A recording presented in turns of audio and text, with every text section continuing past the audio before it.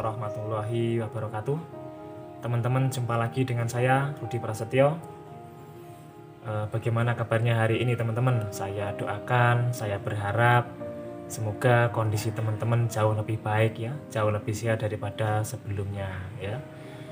Dan saya juga mengharapkan teman-teman semakin bisa ya, semakin mampu beradaptasi dengan 1000 sensasi yang muncul ya, 1000 sensasi yang muncul. Jadi teman-teman nanti akan terbiasa dan lama-lama akan lupa. Nah, jadi nanti ketika sembuh, satu persatu sensasi-sensasi yang teman-teman rasakan akan hilang satu persatu, itu teman-teman ya. Oke teman-teman, pada video kali ini saya akan memberikan informasi mengenai waktu GERD dan anxiety biasanya kambuh teman-teman ya. Oke, sebelum membahas lebih lanjut, bagi teman-teman yang belum bergabung silahkan bergabung. Saya tunggu, silahkan diklik tombol like dan diklik tombol subscribe ya, karena subscribe itu gratis, tidak usah beli teman-teman ya. Sebelumnya saya ingin memberikan motivasi dulu kepada teman-teman ya. Jadi motivasi ini memang penting ya teman-teman, memang sangat teman-teman butuhkan ketika teman-teman menderita penyakit anxiety. Jadi gini teman-teman, berkali-kali saya katakan bahwa setiap peristiwa yang wajib kita ambil adalah sisi positifnya, sedangkan sisi negatifnya kita buang saja teman-teman ya, kita buang. Ambil sisi positifnya ya, bahwa teman-teman diberikan sakit oleh Allah Subhanahu wa taala ya, karena Allah mempunyai tujuan ya. Tujuannya yang pertama, teman-teman masih disayang Allah ya. Allah masih sayang kepada teman-teman. Yang kedua, Allah ingin menghapus atau mengurangi dosa teman-teman ya. Terus yang ketiga, Allah ingin menjadikan teman-teman menjadi orang-orang yang sabar ya. Orang-orang yang sabar, orang yang ikhlas, orang yang semangat dan tidak putus asa. Itu sisi positif yang harus teman-teman ambil dari penyakit ini ya. Jadi jangan pernah merasa sendiri, jangan patah semangat, jangan putus asa ya. Tetap semangat, karena itu kunci untuk menuju kesembuhan dan kesuksesan teman-teman ya. Oke teman-teman, kita bahas ya.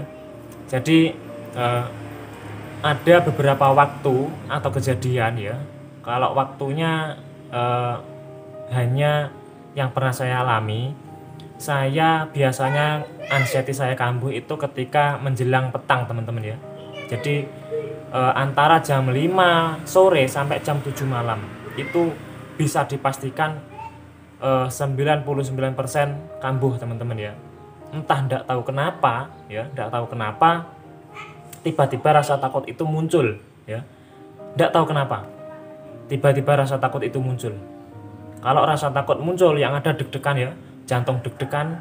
Terus kalau sudah jantung deg-degan, maka sensasi-sensasi akan langsung muncul teman-teman ya. Biasanya yang muncul keliengan ya, gemeter, keringat dingin ya, terus lemes, seperti itu teman-teman ya. Itu yang pernah saya rasakan ya. Mungkin setiap orang berbeda teman-teman ya, jadi sensasinya berbeda, tapi yang pernah saya rasakan itu. Nah, untuk menghadapi itu ya, yang pertama teman-teman lakukan adalah terima saja ya, terima saja, terima ya dengan sabar, hadapi dengan ikhlas ya, hadapi dengan ikhlas. Terus pikirannya memang kalau rasa cemas ya, anxiety datang itu pikiran kemana-mana. Teman-teman usahakan tenang ya, teman-teman usahakan tenang. Terus menerapkan pernapasan seperti yang pernah saya jelaskan di video sebelumnya ya. Jadi ya teman-teman ambil napas panjang. Untuk lebih jelasnya teman-teman lihat video saya sebelumnya saja ya, tentang pernapasan. Terus sebelum menjelang maghrib ya, yang saya lakukan ya, saya menonton YouTube, menonton konten-konten yang bisa menghibur diri saya teman-teman ya.